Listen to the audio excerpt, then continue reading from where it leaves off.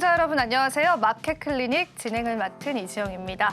자, 오늘 국내 증시는 오후장 들어서 다시금 보합세로 돌아서고 있는데요. 장 초반 5,900포인트를 돌파했었던 코스피 지수는 삼성전자와 SK하이닉스의 차익 실현 매물들이 나와주면서 시장 조정 겪고 있습니다. 앞으로의 방향성 저희와 함께 구체적인 투자 전략들 함께 해보시면 좋겠습니다. 저희 방송은 다양한 채널 통해서 함께 하실 수가 있고요. 저희 방송 제공해드리는 정보는 투자 판단에 대한 조언일 뿐입니다. 그 부분도 유의 부탁드리도록 할게요. 자, 오늘도 투자 인사이트를 통해서 시장을 꿰뚫어보는 5가지 헤드라인 바로 한번 만나보겠습니다. 만나보시죠. 네, 오늘 첫 번째 헤드라인입니다. 오늘 첫 번째 헤드라인은 태양광 저장 관련해서 ESS 관련한 85기 구축에 관한 이야기가 시장에 쏟아져 나왔습니다. 장 초반 태양광 관련주들이 상승 양산 시현했고요. 오후장 들어서는 보합권과 하락세로 전환된 모습 확인되고 있습니다.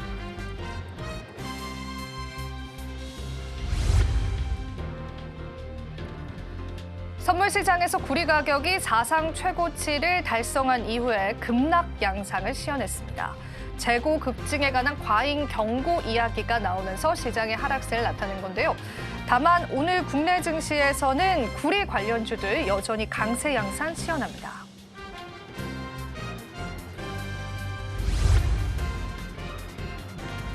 정부가 방산업계에 관한 활성화를 위해서요. 2030년까지 방산 참여 스타트업 100개사와 벤처 1,000억 기업 30개사를 키우기로 다시 한 번 더 보도했습니다. 그에 따라서 오늘 방위산업 관련주도 일부 종목군들 상승 양상 시현되고 있습니다.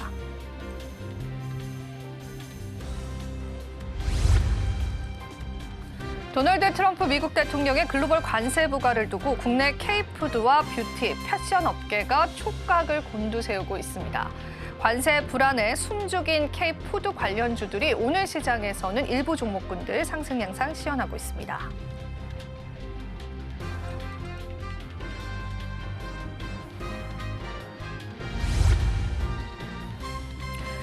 글로벌 블록버스터 의약품들의 특허 만료가 잇따르면서 2030년까지 수백조 원 규모의 거대 시장이 재편될 전망입니다. 연매출 1조 4천억 원을 웃도는 주요 의약품들이 특허 만료에 직면하면서요. 제약주들의 호재로 받아들이고 있고요. 오늘 관련주들의 상승 이끌고 있습니다.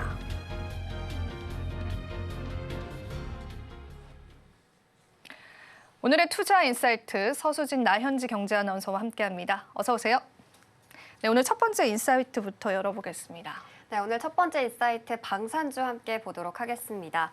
정부가 방위산업의 판을 바꾸겠다고 선언했습니다. 대기업 중심의 폐쇄적인 구조에서 벗어나서 이제는 민간 주도의 개방형인 구조로 전환하겠다는 건데요. 최근 전쟁의 승패는 AI나 드론, 로봇 같은 첨단 기술이 좌우하고 있습니다. 이런 변화 속에서 기존 수직 계열화 구조만으로는 속도와 혁신에서 한계가 있다고 평가를 한 겁니다. 정부가 2030년까지 방산 스타트업 100개, 그리고 벤처 1,000억 기업 30개를 육성하겠다고 밝힌 것도 그것의 연장선으로 볼 수 있겠는데요. 대기업에 의존하려는 구조가 아니라 기술력 있는 강소기업이 산업의 허리 역할을 할 수 있도록 생태계를 재편하겠다라는 전략입니다. 이런 정책 변화 기대에 더해서 중동 지역의 긴장감까지 높아지면서 방산주 안에서 복합적인 모멘텀이 형성되고 있는데요. 그렇다면 현재 방산 관련주 흐름 어떤지 짚어보도록 하겠습니다. 먼저 우리기술은 13% 강한 탄력 나타내면서 16,000원 선에서 거래가 진행되고 있습니다. 산미금속은 K2전차 그리고 K9 자주포 등 수출 급증에 대응하기 위해서 최근 90억 규모의 공장 증설을 단행했는데요. 오늘장에서 6%대 상승분을 켜내고 있습니다. MNC솔루션은 K2전차와 또 천궁2의 핵심 구동장치 수주가 실적 성장을 견인해주고 있는데요. 오늘장에서 5%대 상승분을 켜내면서 14만 7천원 선에 거래가 되고 있습니다. 최근 방산 기업들에게 핵심 부품을 독점 공급하고 있는 사면은 1%대 상승폭 나타내고 있고요. LIG 넥스원도 1.3%대 상승폭 그려내고 있습니다. LIG 넥스원 같은 경우 한화투자증권이 오늘 목표 주가를 74만 원을 유지하면서 단기적인 실적 부진보다는 중장기적인 수출 비중 확대와 또 자회사 성장에 주목할 것을 권고했는데요. 오늘 장 초반에는 하락 출발하다가 다시 상승 전환하는 모습 체크가 됐습니다. 그렇다면 이 중에 우리 기술 함께 보도록 하겠습니다. 우리 기술 오늘장에서 52주 신고가를 기록했습니다. 현재 13%대 지나가고 있는데요. 우리 기술의 핵심 경쟁력은 원자력 발전소의 두뇌인 계측 제어 시스템 독점 기술에 있습니다. 최근 트럼프 행정부가 AI 패권 확보를 위해서 2050년까지 원전 용량을 4배로 확대하겠다는 파격적인 계획을 내놓게 됐습니다. 그러면서 해외 원전 수출 레퍼런스를 보유한 우리 기술의 가치가 재평가받고 있는 상황인데요.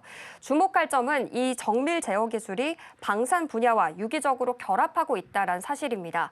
현대로템의 차륜형 장갑차 등 K방산의 주력 무기 체계에 핵심 부품을 공급하면서 현재 실적을 뒷받침하고 있는데요. 원전 수출이라는 거대한 모멘텀이 주가를 끌어올리고 있고 또 방산 부문의 안정적인 수주가 하방을 지지하면서 양방향 성장 구조를 확립한 것으로 보여집니다.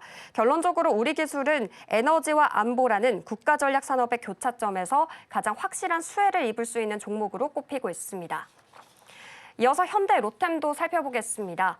폴란드에 이어서 페루 시장까지 석권하게 되면서 중남미 방산 시장의 새로운 역사를 써내고 있습니다. 현재 현대로템은 페루와 K2 전차 54대, 또 K808 차륜형 장갑대 141대를 공급하는 총 2조 6천억 원 규모의 총괄 합의를 진행 중입니다. 이번 페루 계약의 핵심은 현지화에 있는데요. 현대로템은 약 3,800억 원을 투입해서 이 페루 현지에 지상 장비 조립 공장을 설립하고요. 생산 공정 일부를 현지에서 진행할 계획입니다. 이로써 독일과 프랑스 등의 강호들을 제치고 중남미 방산 허브의 주도권을 잡겠다라는 건데요. 하지만 내년부터는 진검승부가 예고돼 있습니다. 독일이 우크라이나 전쟁 이후에 국방의 기조를 180도 바꿨기 때문인데요. 독일 방산의 쌍두마차인 K&S와 라인메탈은 내년부터 기존 대비해서 최대 10배에 해당하는 대량 양산 체제를 구축할 예정입니다. 그간 K방산이 빠른 납기 그리고 가성비를 무기로 유럽 시장을 잠식해 왔다면 이제는 독일 역시 규모의 경제를 앞세워서 생산 속도를 끌어올릴 전망인데요. 하지만 그럼에도 불구하고 시장의 시선은 여전히 긍정적입니다. 독일의 추격이 본격화되기 전에 이미 확보했던 대규모 수출 잔고와 또 추가 수출 모멘텀이 여전히 실적의 하방을 지지하고 있기 때문입니다. 현재 1.14% 강세 보여주고 있습니다. 네, 이렇게 오늘 첫 번째 인사이트 방산주와 함께 짚어봤습니다. 이어서 다음 투자 인사이트는 나연재 경제 아나운서가 준비해주고 있는데요. 이어서 어떤 내용 살펴볼까요? 네, 오늘은 구리 관련주들 살펴보려고 하는데요. 오늘 구리 시장 그야말로 동상이몽입니다. 원자재 가격은 조정을 받고 있지만요. 그 원자재를 가공하는 전선주들은 오히려 폭등하면서 시장에 수급이 쏠리고 있는데요. 최근 구리 시장에선 묘한 기류가 감지되고 있습니다. 지난달 톤당 13,000달러를 돌파하면서 사상 최고치를 경신했던 구리 가격이 최근에는 12,700달러 선으로 내려앉은 겁니다. 2003년 이후에 처음으로 재고가 100만 톤을 돌파했다라는 소식과 함께 중국 연휴로 인해서 이 단기 수요 공백이 가격을 끌어내린 주 원인이 됐는데요. 하지만 시장은 이 하락을 위기가 아닌 폭발적 수요 전의 짧은 휴식기로 해석하고 있습니다. 구리 가격의 미세한 조정에도 불구하고 이 AI 데이터 센터 증설과 또 전기차 확산이라는 거대한 시대적 흐름이 이를 압도하고 있기 때문입니다. 특히나 AI 서버 한 대에는요, 일반 서버보다 훨씬 더 많은 양의 구리와 전력이 필요로 합니다. 구리 재고는 늘고 있긴 하지만 정작 이를 가공한 전선과 변압기는 전 세계적으로 없어서 못 파는 품귀 현상을 빚고 있습니다. 오늘 우리 증시에서 원자재 대형주와 또 전선주들의 희비가 엇갈리는 이유도 바로 여기에 있는데요. 그럼 오늘 가장 먼저 살펴볼 종목, 국내 구리 대장주인 풍산입니다. 풍산은요, 원자재 가격과 주가가 직접 동행하는 특성상 오늘 구리 가격 조정과 또 재고 증가 소식에 차익 실현 매물이 나오며 가격은 조정을 받고 있는데요. 1%대 약세 그려내면서 11만 3천 원 선에 거래가 되는 모습입니다. 하지만 증권가에서는요, 이를 건강한 조정으로 해석하고 있습니다. 풍산은 원가 하락 시에 마진 개선 효과를 누릴 수 있는 또 건강한 또 수요가 뒷받침되고 있고요. 뿐만 아니라 하반기 수요 회복 시에는 미리 확보한 재고 가치가 다시 뛸 수 있는 저력을 확보하고 있습니다. 방산 부문의 견고한 실적도 뒷받침되면서 이 구리 가격 폭등 시에는 가장 빠른 회복 탄력성을 보여줄 것으로 기대가 됩니다. 또 풍산가는 대조적으로 오늘 원자재 가격은 떨어지더라도 전력 인프라 관련주들 전반적으로 상승 흐름을 타고 있는데요. 전반적인 주가 흐름도 살펴보도록 하겠습니다. 먼저 일진전기입니다. 일진전기 오늘 14%대 급등 중에 있는데요. 초고압 전선과 변압기를 동시에 제조할 수 있다는 점이 강점인 기업입니다.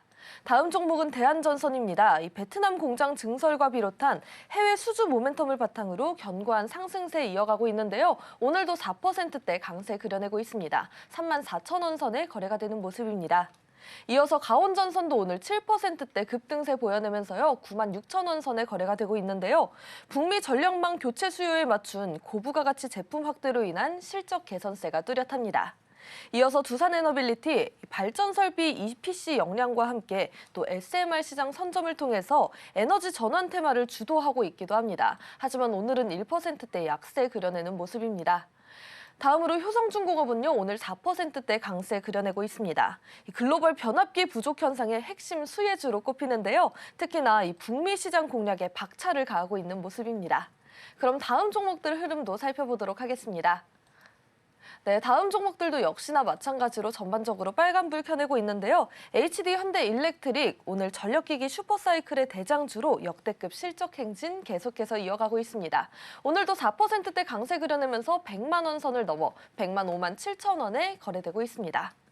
다음으로 LS 일렉트릭은요, 미국 현지 배전반 점유율 90%를 기록하면서요, 압도적인 기술력을 증명하고 있는 기업이기도 한데요. 오늘 3%대 강세 나타내고 있습니다. 다음으로 샤닐전기도 오늘 10% 넘는 폭등하면서요. 16만 5천 원 선에 거래가 되고 있습니다. 산일전기는 수출 비중이 80%에 달하는 이 변압기 전문 기업이기도 한데요. 북미 인프라 시장의 강자로 꼽히고 있습니다. 보성파워텍은 오늘 2%대 조정을 받고 있고요. 반면에 G2파워 오늘 2%대 강세 그려냅니다. G2파워는 AI 기반 사물 인터넷 기술을 전력 설비에 접목을 시키면서 디지털 전환을 이끄는 특징주로 꼽히기도 합니다.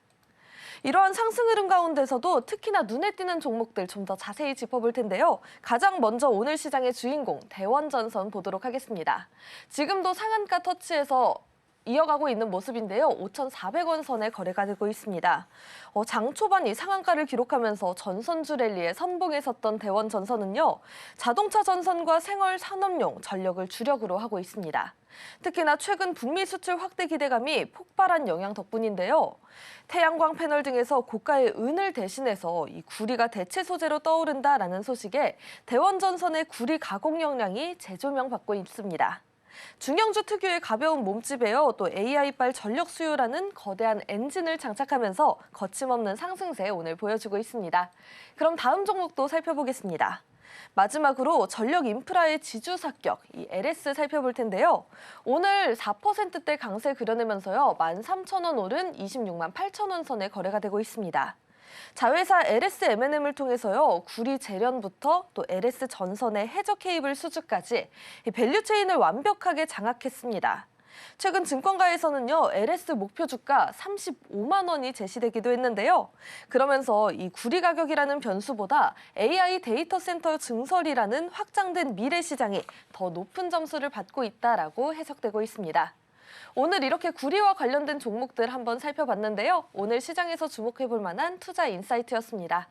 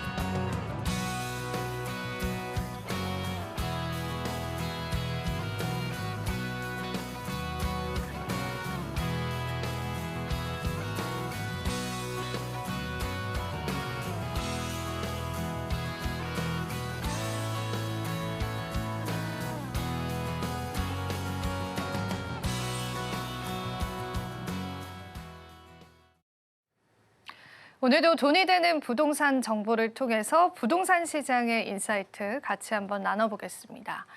자, 오늘은 부동산 시장의 지표로 받아들여지고 있는 청약 시장의 경쟁률을 한번 짚어볼 텐데요. 전체적으로 전국의 청약 경쟁률은 시간이 지날수록 줄어들고 있는 형태가 나와주고 있습니다. 하나하나 좀 체크를 해볼게요.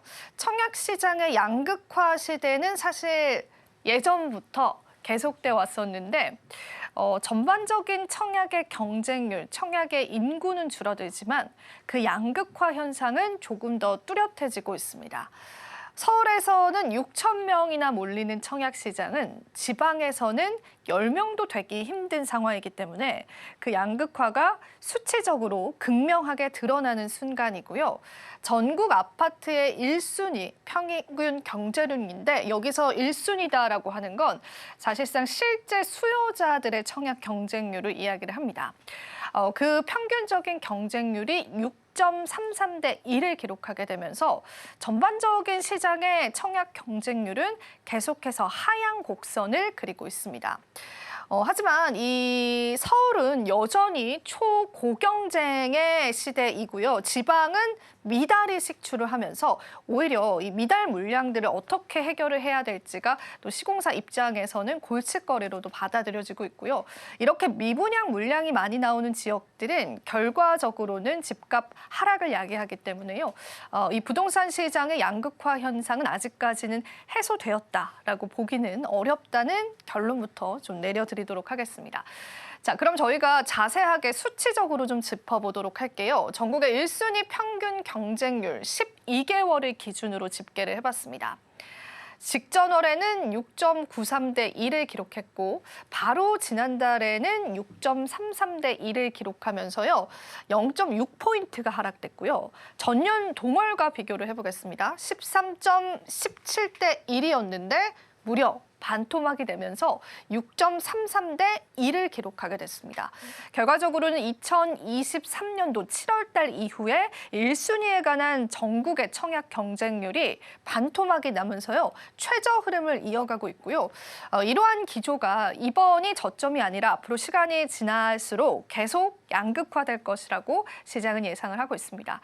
사실상 지금까지 나왔던 이제 많은 부동산 대책들의 근본적인 원인 자체도 서울 쪽에만 쏠리는 지나친 주거 프리미엄 때문이었는데 그 부분이 해소될 가능성이 사실은 청약 시장에서도 포착되고 있지 않습니다. 이 부분을 보면서 우리가 시장 예측을 함께 나눠보면 좋을 것 같습니다. 연도별로 보자면요. 7월 달이 9.08, 8월이 9.12, 그리고 9월이 7.78, 그리고 11월이 6.8까지 떨어지게 되면서 우리가 이제 머릿속 그래프를 그려본다고 하더라도요.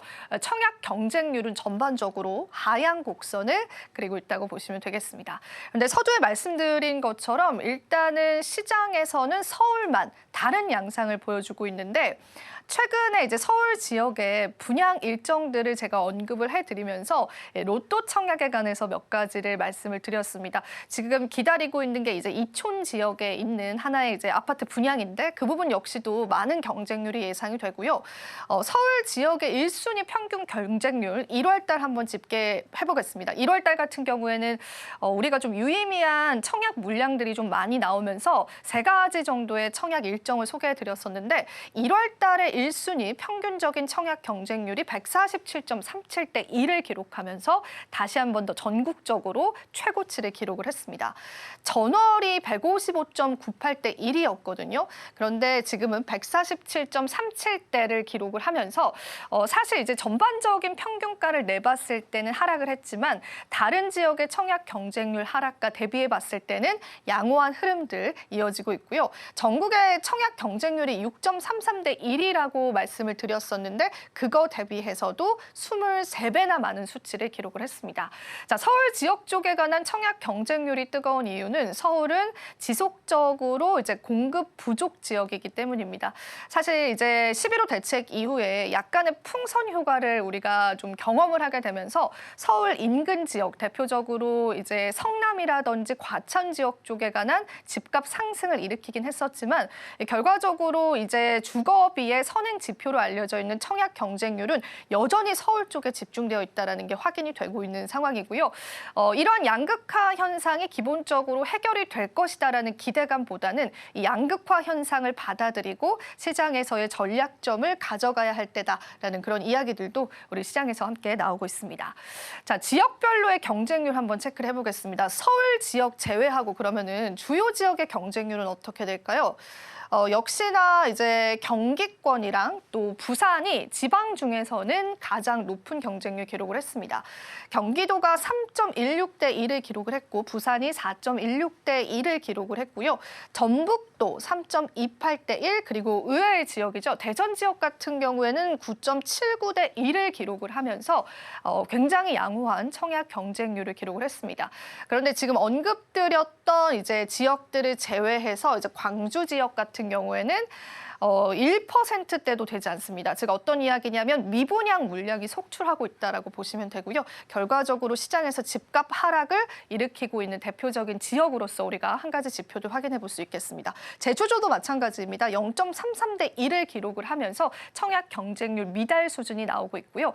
우리가 이제 국내 지도를 머릿속에 그려보고 상상을 해본다면 역시나 이제 주요 지역 대비해서는 미달된 물량들이 계속해서 나오고 있다라고 체크를 해보시면 좋겠습니다.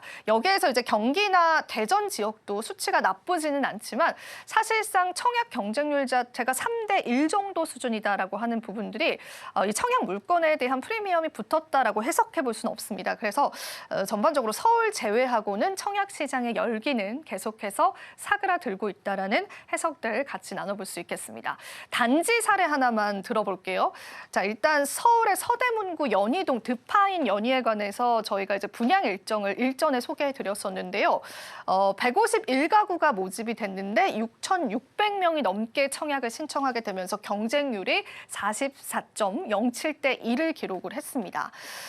굉장히 이제 청약에 관한 경쟁률이 좋았었고 분양가가 서대문구 연희동에 있는 다른 아파트 대비해서도 조금 더 적게 나왔기 때문에 바로 시세 차익 기대되는 아파트에 관한 분양 일정으로 소개해드렸었죠. 경쟁률 좋게 집계가 됐고요. 지방 지역 같은 경우에는 지금 대전에 있는 대전 하늘채 루시에르가요. 341가구가 모집됐는데 66명이 청약을 하면서 실질적으로 미달을 기록을 했습니다. 서울과 대전 지역만 놓고 봐더라도 양극화 현상이 뚜렷하게 보여지는 시점이다라고 해석해 볼 수 있겠습니다. 마지막으로 시장 해석 한번 들어가 보겠습니다. 결과적으로 이 청약 시장 같은 경우에도 수요가 집중되는 지역에만 경쟁률이 몰리고 있고요. 이 지방 지역과 일부 수도권 지역 같은 경우에는 오히려 물량이 넘쳐나는 시점이기 때문에 우리가 또 어떤 관점에서 청약 시장을 바라봐야 할지 좀 짚어보시면 좋겠습니다. 청약 시장 역시도 부동산 시장, 아파트 집값을 선행할 수 있는 지표로서 여러분들 활용해 보시면 좋겠고요. 오늘의 돈이 되는 부동산 정보, 중요한 통계 자료를 통해서 짚어봤습니다. 그렇다면 지금 현재 시장 상황 살펴보셔야겠죠? 바로 한번 만나보시죠. 월요일 오후 시황입니다. 오늘 코스피 시장은 양 시장 모두 상승 출발로 했지만 현재 오후장 넘어오면서 모두 파란불로 돌아선 상황입니다. 그럼에도 코스피는 다시금 사상 최고치를 경신하면서 6,000피에 한 발자국 더 가까워지는 모습을 보였습니다. 주말에 나왔던 이 미국발 관세 이슈가 우리 시장에서는 관세 불확실성 해소로서 받아들여지면서 오늘 양 시장은 모두 빨간불로 출발했는데요. 그렇다면 현재 코스피 지수 어떻게 움직이고 있는지 한번 살펴보도록 하겠습니다. 코스피 같은 경우에는 장 초반 5,907포인트 장중 고점을 만들어냈는데요. 이후 현재 등락을 조금씩 줄여나가면서 장중 저점 부근에서 움직임 나타나고 있습니다. 현재 5,799포인트, 전거래일보다는 0.15% 하락 중입니다. 그렇다면 매매 동향 넘어가서 수급 상황 어떻게 진행되고 있는지 한번 체크해 보도록 할게요. 코스피는 현재 개인 홀로 물량을 사들이고 있고요. 외국인과 기관 쪽에서 물량 덜고 있는 모습 나타납니다. 특히 외국인 같은 경우에는 4거래일째 매도세 나타나고 있고요. IT 업종 위주에서의 매도세입니다. 여기에 기관이 오늘은 IT 같이 팔고 있는데요. 8거래일째 매수 주체였다면 현재는 매도로 돌아선 모습 오늘 시장에서 확인이 됩니다. 다음 시가총액 상위 종목 살펴보도록 하겠습니다. 코스피 시가총액 상위 종목 혼조세 나타나고 있는데요. 삼성전자는 0.42% 상승 중이고요. 반면 SK하이닉스는 파란불로 돌아서면서 0.42% 하락세 나타나고 있습니다. 오늘 장 초반에 SK하이닉스의 강세가 보여졌습니다. 알려졌었는데요. 최태원 회장이 올해 1,000억 달러를 벌 수도 있다라는 언급이 나오면서 장 초반부터 급등세 보였습니다. 다만 오후장 넘어오면서 파란불 들어온 SK 하이닉스입니다. 여기에 현대차도 2.16% 강세 흐름 나타나고 있는데요. 상호 관세 위법 판결 영향에 오늘 2%대 장 초반부터 지금까지 흐름 유지하고 있습니다. LG 에너지 솔루션은 1.37% 하락세 나타나고 있고요. 삼성 SDI 역시 현재는 파란불 켜고 있습니다. 다음 6위부터 10위 보도록 하겠습니다. 코스피 6위부터 10위는 전체적으로 다 파란불 들어와 있는데요. 삼성 바이오로직스 1.32% 하락세입니다. 장 초반 빨간불로 출발을 했지만 현재는 파란불로 전환이 됐고요. SK 하이닉스가 현재 장중 파란불로 돌아선 이었지만 SK 스퀘어도 2.59% 약세 흐름 이어지고 있습니다. 기아 같은 경우는 현재 보합권 내에서의 움직임 나타나고 있고요. 두산 에너빌리티 원전주로 연일 강세 흐름 보였었는데요. 오늘 시장에서는 2%대 약세 흐름입니다. 오늘 방산과 우주 종목들 전체적으로 혼조세 나타나고 있는데요. 한화 에어로스페이스 현재 파란불 켜고 있는 모습 나타나고 있습니다. 다음 코스닥 시장 넘어가서 코스닥 지수 보도록 하겠습니다. 코스닥도 현재 파란불 들어와 있는데요. 장중 1173 장중 고점을 터치하고 바로 하락세 나타나고 있습니다. 현재는 0.79% 하락한 1144포인트 지나가고 있습니다. 매매 동향 넘어가서 수급 상황 보도록 할게요. 코스닥 같은 경우는 현재 기관 쪽에서 물량을 많이 덜고 있는 모습인데요. 기관 2천억 원 넘게 물량 덜고 있습니다. 특히나 외국인 같은 경우는 매수세를 높여가고 있었었는데 다시 오후장 넘어오면서 매수세 줄어가고 있는 모습 오후장의 특징으로 포착이 되고 있습니다. 다음 시가총액 상위 종목 보도록 할게요. 코스닥 시가총액 상위 종목 모두 전체적으로 혼조세 나타나고 있는데요. 에코프로와 에코프로 BM 모두 파란불로 전환이 된 모습 나타나고 있고요. 알테오젠 홀로 빨간불 켜고 있습니다.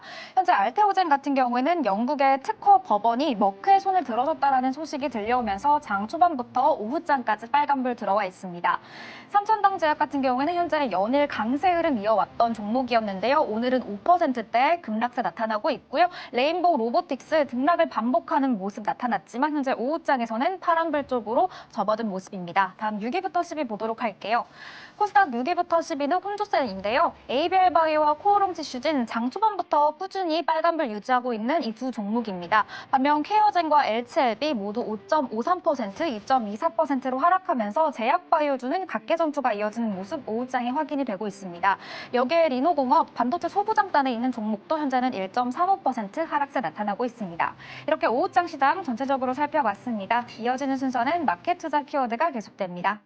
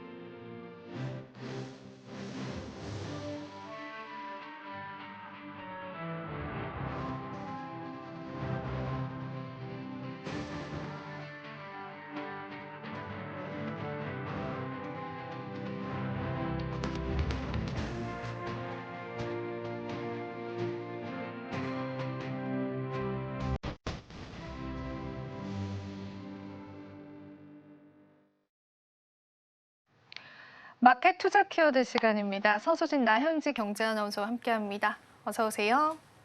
네, 오늘 첫 번째 키워드부터 열어보겠습니다. 오늘의 첫 번째 키워드입니다. 반도체와 자동차, 미국의 관세 속에서 주도주 각축전이 벌어지고 있습니다. 자, 현재 미국에서 무역법 301조를 앞세워서 우리 반도체 등의 핀셋 관세 인상을 이행할 수 있다는 경고음이 울리고 있는데요. 이른바 관세 폭탄 위협이 우리 시장에 어느 정도의 충격을 줄 것으로 예상되고 있을까요? 네, 사실 오늘 국내 시장이 계속해서 좀 등락을 거듭하고 있습니다. 초반에 상승세를 이어가다가 지금은 좀 하락 전환한 모습도 보여지는데 그 이면에는 우리 주력 산업을 겨냥한 미국의 무역 제재라는 강력한 리스크가 존재한다고 보여집니다. 이 우려가 단기간에 커진 원인은 최근 미국 연방 대법원의 판결 때문이었는데요. 트럼프 행정부의 핵심 무역 정책이었던 상호 관세가 위법하다는 판결이 나왔습니다. 기존 정책 정책 수단이 막히자 미국 행정부는 자국 산업을 보호하기 위해서 훨씬 강력한 조치인 슈퍼 301조를 꺼내들 준비를 하고 있습니다. 이것은 상대국의 불공정 무역 관행을 근거로 세율 상한선 없이 이 보복 관세를 매길 수 있는 카드인데요. 여기서 우리 시장이 가장 우려하는 부분은 이 제재가 한국의 핵심 수출 품목인 반도체나 의약품을 특정해서 타격하는 핀셋 관세로 이어질 수 있기 때문입니다. 이런 핀셋 관세가 현실화될 경우에 수출 기업에 미치는 영향이 큰데요. 만약 미국이 전 세계 수입품 전반의 10%에서 15% 수준의 보편 관세만 동일하게 매기게 된다면 기업들도 대응할 수 있습니다. 하지만 우리 반도체만 지목해서 징벌적인 관세를 매기게 된다면 상황이 완전히 달라집니다. 기존 자유무역 협정을 통해서 일본이나 유럽 경쟁사들보다 앞서 있었던 가격 경쟁력이 단숨에 훼손될 수 있기 때문인데요. 게다가 예측이 불가능한 징벌적 관세는 우리 반도체 기업들의 굵직한 수출 계약까지 그리고 대규모 투자 일정까지 전면 재검토하게 만들 수 있습니다. 결국 최근의 실적 개선세에도 불구하고 올 하반기 반도체주 주가 흐름의 가장 큰 변수는 이 핀셋 관세 위협을 어떻게 방어하느냐에 달려 있습니다. 네, 그렇죠. 사실 이제 핀셋 관세에 따라서 시장의 우려감이 커지고 있기 때문에 계속 진행되는 상황은 지켜봐야 될 것 같고요. AI 축소 투자에 관해서도 좀 짚어볼게요. 자, 글로벌 빅테크 기업 변수도 주시해야 될 것 같습니다. 엔비디아 실적 발표 앞두고 있는 시점인데요. 엔비디아가 챗GPT 개발사인 오픈 AI에 대한 투자를 축소한다는 소식도 전해지더라고요. 자, 이런 글로벌 AI 투자의 향방이 국내 증시 그리고 국내 기업들에게는 어떤 영향을 미칠 수 있을까요? 네, 엔비디아의 실적 발표가 불과 3일 앞으로 다가왔습니다. 글로벌 주식시장의 전체 방향성이 결정지을 수 있는 발표가 3일 정도 남은 겁니다. 이렇게 중요한 시점에 엔비디아의 오픈 AI 투자 역시 1천억 달러 장기 출자 구상에서 300억 달러 규모의 단순 지분 투자로 축소됐습니다. 시장이 이렇게 예민하게 반응하는 이유는 명확합니다. 글로벌 빅테크 기업들이 인프라 투자를 늦추게 될 경우 우리 기업들의 핵심 수익원인 HBM 수요 둔화로 직결될 수 있기 때문입니다. 지난해 11월에도 시장에 일시적인 AI 고점 논란이 있었기 때문에 관련 주식들이 동반 급락했던 적이 있었는데요. 결국 엔비디아가 내놓을 실제 성적표와 또 향후 가이던스가 이 불확실성을 잠재우고 단기적인 시장의 방향을 결정지을 수 있겠습니다. 만약에 엔비디아가 이 시장의 높아진 눈높이를 상회하는 뛰어난 실적을 발표하고 앞으로 HBM 수요가 견조하게 늘어날 것이다라는 점을 데이터로 입증하게 된다면 상황은 달라질 수 있습니다. 오픈 AI 투자 축소 소식은 단순한 해프닝으로 마무리될 거고요. 오히려 AI 고점 논란을 잠재우면서 국내 반도체 대장주들의 추가 상승을 이끄는 강력한 동력으로 작용할 수 있겠는데요. 반대로 엔비디아의 향후 실적 전망치가 시장의 기대치에 미치지 못하게 된다면 투자 심리가 빠르게 위축되면서 단기적인 주가 변동성 확대는 피하기 어려울 것으로 보입니다. 이제 국내 증시는 이 글로벌 빅테크들의 자금 집행 계획표 하나하나에 집중해야 될 필요가 있겠습니다. AI 투자 축소에 관한 소식은 이제 사실 국내 기업뿐만 아니라 글로벌적인 리스크도 함께 안고 있는 것 같습니다. 계속되는 시장의 뉴스들 팔로우 해봐야 될 것 같고요. 일단 한국 실물 경제 쪽 이야기를 좀 짚어보면 좋겠어요. 수출 지표가 사실상 작년부터 굉장히 좋게 나와주고 있긴 합니다. 자, 이달 20일까지 반도체에 관한 수출이 134% 폭증을 했는데 이 압도적인 수치가 우리 증시에 던지는 메시지가 무엇인지 궁금합니다. 시장은 어떻게 해석하고 있을까요? 네, 사실 대외적인 위험 요인들이 앞서 말씀한 대로 있었음에도 불구하고 증권가에서 목표 주가를 연이어서 올리는 이유는 바로 확실한 수출 실적 때문입니다. 시장의 막연한 기대감을 넘어서 이제는 실물 경제가 뚜렷하게 회복되고 있다는 점이 지표로 명확하게 증명되고 있습니다. 관세청이 발표한 이달 1일부터 20일까지의 수출입 통계를 보면요. 그 성장세가 고스란히 나타나고 있습니다. 국가 전체 수출액이 435억 달러로 지난해 같은 기간보다 23.5% 늘었는데요. 이 가파른 상승세를 맨 앞에서 이끄는 핵심 주역이 바로 반도체입니다. 반도체 수출이 134.1%라는 기록적인 증가율을 보이게 되면서 현재 증시의 상승세가 합리적이다라는 점을 수치로 뒷받침하고 있습니다. 과거에는 사실 반도체 업황 기대감만으로는 주가가 먼저 움직이는 경우가 있었지만 최근의 랠리는 철저하게 눈으로 확인이 되는 탄탄한 실적의 바탕이 되고 있습니다. 앞으로의 주가 흐름을 전망해봐도 긍정적인 신호들이 더욱 뚜렷한데요.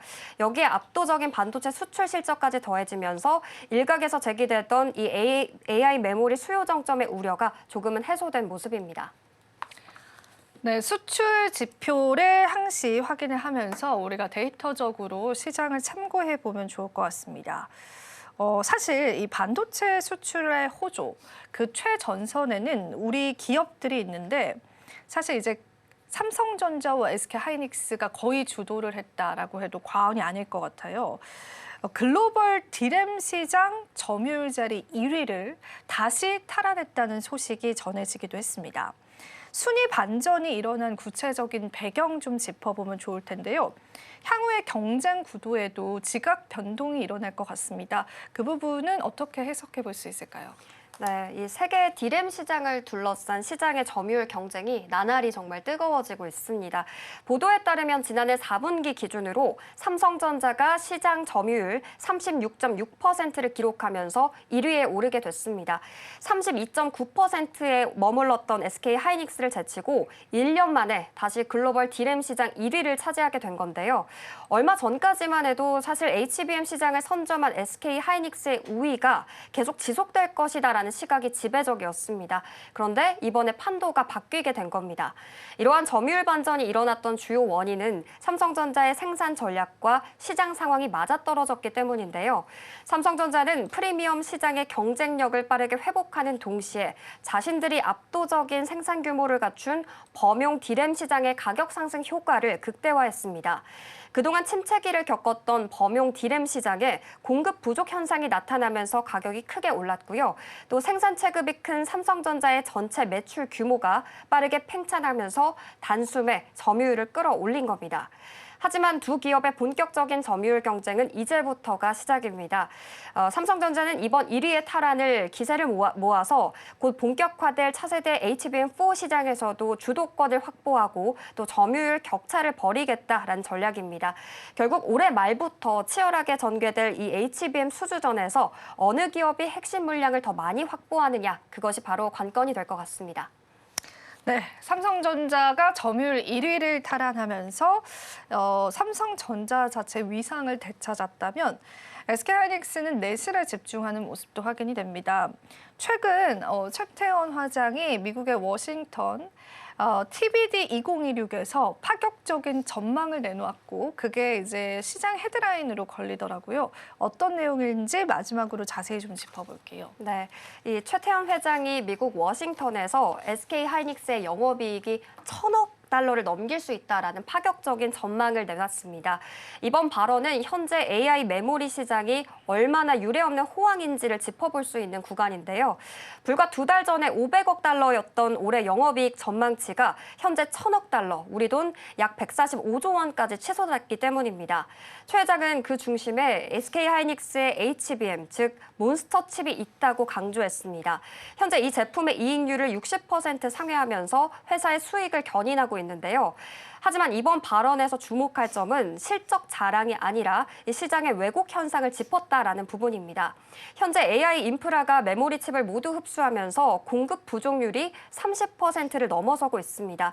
이 때문에 오히려 일반 메모리 칩의 이익률이 80%까지 올라가는 기현상이 벌어지고 있는데요. 즉 점유율 숫자보다 어떤 제품에 집중해서 수익을 내는지가 현재 SK하이닉스의 핵심 전략으로 볼 수 있겠습니다. 다만 최 회장은 장밋빛 전망만큼이나 큰 변동성을 경계하고 있습니다.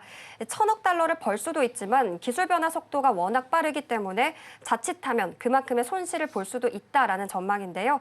특히 AI로 자원이 쏠리면서 PC나 스마트폰 같은 기존 산업이 위축되는 부작용이 발생할 수 있다라고 경고하기도 했습니다. 네, 이렇게 저희가 또 앞으로 반도체 시장을 짚어보면서 투자 인사이트 찾아봤습니다. 이어지는 키워드도 바로 살펴보겠습니다. 다음 키워드 같은 경우에는 저희가 현대차 관련해서 글로벌 관세 이야기를 좀 깊이 있게 나눠볼 텐데요. 최근에 이제 미국에 있는 연방 대법원이 상호 관세에 대해서 위법 판결을 내면서 현대차 주가가 움직였습니다. 시장 민감하게 반응하고 있죠. 사실 지수 자체를 움직이기도 했는데요.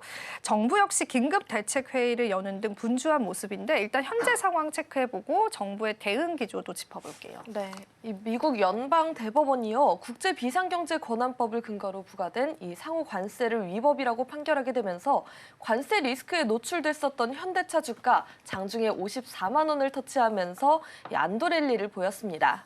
현재 주가도 2%에 가깝게 빨간불을 켜내고 있는데요. 특히나 트럼프 대통령이 판결 직후 글로벌 관세를 15%로 인상하겠다라는 포고문을 냈음에도 불구하고 승용차가 부과 대상에서 제외된 점이 투자 심리를 자극했습니다.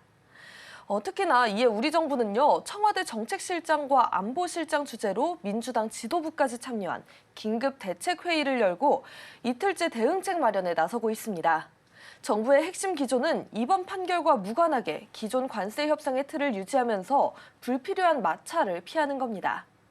주력 수출 품목인 자동차에 붙는 이 품목 관세는요, 이번에 판결 직접 영향권이 아니긴 하지만 트럼프 행정부가 예고한 새로운 관세 정책이 기존 합의를 흔들 가능성이 있기 때문입니다. 따라서 정부는요, 미국에 약속한 3,500억 달러 규모의 투자를 차질 없이 이행하면서 제재 명분을 차단하는 반면에 또 대미 투자 프로젝트와 안보 협상 상황을 공유하면서 국회에 관련 법안의 신속한 처리를 요청하는 등 민관 합동 대응 체계를 강화하는 모습입니다. 네, 이게 사실은 저희가 이제 시장의 호재가 될 것이다라는 예상은 지난 뉴욕 증시에서도 많이들 예상하셨을 것 같습니다. 나스닥 지수에 또 한국 지수에 투자하는 투자 상품 급등도 연출되기도 했었는데, 근데 사실은 업계에서는 오히려 플랜 B에 관한 관세가 생길 수 있다라고 해서 불확실성이 뒤늦게 대두가 되더라고요. 오늘 국내 지수 약간의 조정의 이유이기도 한 것 같습니다. 세수의 공백을 메우려는 트럼프 행정부의 추가 압박 카드 있을 수도 있겠다라는 생각 드는 시점인데요. 구체적으로 이게 더 위험한 이유를 좀 짚어보고 싶어요. 시장은 어떻게 예상하고 있을까요? 네, 업계가 긴장을 늦추지 못하고 있는 이유가요. 이 트럼프 행정부가 상호 관세 무효화에 따라서 세수 공백을 메우기 위해 무역법 122조나 아니면 무역 확장법 232조 같은 이른바 플랜 B 관세 카드를 꺼낼 가능성이 높아졌기 때문입니다. 현재 자동차는 상호 관세가 아닌 15% 수준의 품목 관세만 적용받고 있기 때문에 당장의 타격은 없습니다. 하지만 이 미국의 자국 내 산업 보호와 또 투자 유치를 목적으로 이 품목 관세율을 과거 논의됐던 25% 수준까지 다시 높일 수도 있다라는 관측이 나오고 있습니다. 전문가들은 미국의 이러한 관세 정책이 단순한 세입 확보를 넘어서 강력한 투자 압박 수단으로 활용될 수 있다라는 점에 주목하고 있는데요. 실제로 미국은 자국 내 반도체를 비롯해 미래 모빌리티 생산 확대를 전략적으로 추진 중에 있고요. 또 관세 조항이 가중될 경우엔 자동차는 언제든지 추가 정책의 사정권에 들어올 수가 있습니다. 특히나 한국 경제에서 자동차 수출이 차지하는 비중이 역대 최대인 720억 달러에 달하는 만큼 이 작은 관세 변동도 중장기 경영 리스크로 직면할 수가 있습니다. 결국에 보호무역 장벽이 무너지기보다는 관세 구조가 재편되는 과정에서 불확실성이 더 고조되고 있기 때문에 이 업계는 대미 투자를 지속하면서 마진 압박을 견뎌야 하는 어려운 상황에 놓여 있습니다. 네, 이처럼 불확실한 통상 환경 속에서도 현대차 같은 경우에는 미국에서 친환경차 누적 판매 100만 대라는 기록을 세웠더라고요. 다만 이 화려한 실적 이면에는 점유율 자체를 지키기 위해서 기업들이 엄청난 비용을 감내했다고 하겠더라고요. 이 이면을 한번 들여다보고요. 앞으로의 주가 상황들도 좀 예측해 보겠습니다. 네, 현대자동차는요, 지난 2011년 소나타 하이브리드를 시작으로 지난달까지 미국 시장에서 친환경차 누적 판매 101만 4,900여 대를 기록하면서요, 금자탑을 세워냈습니다. 지난해 또 미국 점유율 또한 11.3%로 역대 최고치를 기록하면서 브랜드 파워를 입증하기도 했는데요. 하지만 그 이면에는요, 뼈아픈 수익성 약화가 있었다고 합니다. 미국 정부의 수입차 관세 부과로 인해서 일본과 독일산 차량 가격이 대당 수천 달러씩 급등하는 사이에 현대차와 기아는 점유율 수성을 위해서 현지 판매 가격을 동결하거나 또는 인하하는 전략을 택했기 때문입니다. 이러한 과정에서 현대차와 기아는 지난해에만 무려 7조 2천억 원에 달하는 이 관세 비용을 고객에게 전가하지 않고 직접 부담을 했습니다. 이 막대한 지출로 인해서 양사의 합산 영업이익은 전년 대비 23.6% 감소한 20조 5,460억 원에 그치기도 했는데요. 시장 분석가들은 만약 이 관세 비용 부담이 없었다면 역대 최대 실적을 가뿐히 경신했을 거라고 평가하고 있습니다. 결국에 이 100만 대라는 화려한 겉모습 뒤에는요, 관세 압박 속에서 영업이익을 희생하면서 점유율을 지켜낸 기업들의 사투가 있었던 겁니다. 이는 향후 글로벌 통산 환경 변화에 따라 실적 회복의 변수가 될 것으로 전망되고 있습니다. 미국 시장에서의 견고한 지위는 다른 국가와의 협상에서도 강력한 무기가 되기도 합니다. 최근에 이 캐나다 60조 잠수한 수주전에서 현대차의 현지 투자가 결정적인 변수로 부각된 것도 같은 맥락으로 보이는데요. 현재 상황도 같이 한번 이야기 나눠보겠습니다. 네, 캐나다 정부가 추진 중에 있는 이 60조 원 규모의 잠수함 도입 사업은요, 단순한 무기 구매를 넘어서 이제는 대규모 현지 투자와 또 일자리 창출을 핵심으로 하는 산업협력 패키지로 유치전에 흐르고 있습니다. 특히나 캐나다 국방조달 특임 장관은요, 경제적 가치를 최우선으로 고려하겠다라면서 한국과 독일 양국의 자동차 분야의 협력 가능성을 직접적으로 언급하기도 했습니다. 현재 독일은요, 폭스바겐과 메르세데스 벤츠의 현지 생산 확대 방안을 이 협상 카드로 제시하면서 앞서가고 있습니다. 이에 우리 정부와 하나오션, HD 현대 컨소시엄은요, 방위사업청과 함께 산업협력 이행 의지를 담은 확약서를 서명하며 맞불을 놓기도 했습니다. 지난달 캐나다 특사단 방한 당시에 정의선 현대차 회장이 직접적으로 논의에 참여를 하면서요, 자동차 제조업 유치를 포함한 협력 양해각서를 체결한 점도 긍정적입니다. 결국에 캐나다 정부가 요구하는 자동차 공장 설립을 포함한 대규모 투자 패키지를 얼마나 설득력 있게 제시하느냐에 따라서 이번 60조 원 규모의 이 잠수함 수주전 달려있는 분위기를 보여주고 있습니다. 마지막 질문을 드려보겠습니다. 글로벌 시장에서의 사투와는 별개로요, 이 현대차 그룹은 국내 미래 산업 생태계 구축을 위해서 새만금의 10조 원을 투자하는 결단을 내려서 화제의 중심에 섰습니다. 이번 투자가 현대차의 수소 AI 비전에서 갖는 의미가 무엇인지 궁금한데요. 사실 새만금 관련해서도 시장 키워드로서 자주 거론이 됐었잖아요. 현대차가 왜 새만금을 낙점했는지 그 이유도 같이 들어보겠습니다. 네. 이 현대차 그룹이 산업부 등 정부 부처 및 지자체와 협력을 하면서 전북 새만금에 5년간 10조 원을 투자하는 이 대규모 양해각서를 체결할 예정입니다. 이는 현대차가 발표한 국내 125조 원 투자 중에 미래 산업 분야인 AI, 수소, 그리고 로보틱스 등에 투입될 50조 5천억 원이 구체화된 첫 번째 사례이기도 한데요. 새만금에는 AI 데이터 센터와 대형 수전의 설비, 또 로봇 생산 시설 등이 들어설 예정이고요. 태양광 발전을 통한 친환경 에너지를 현지에서 조달하는 지산지소 원칙이 적용될 예정입니다. 새만금이 낙점된 이유는요, 여의도 140배에 달하는 광활한 부지와 또 풍부한 일조량 덕분에 에너지 집약적인 AI 데이터 센터 구축에 있어서 최적화되어 있다라는 평가를 받고 있기 때문인데요. 현대차는 이곳에서 생성되는 피지컬 AI 로봇과 자율주행 데이터를 처리하고 또 저장하게 되면서 인공지능 역량을 고도화한다는 방침입니다.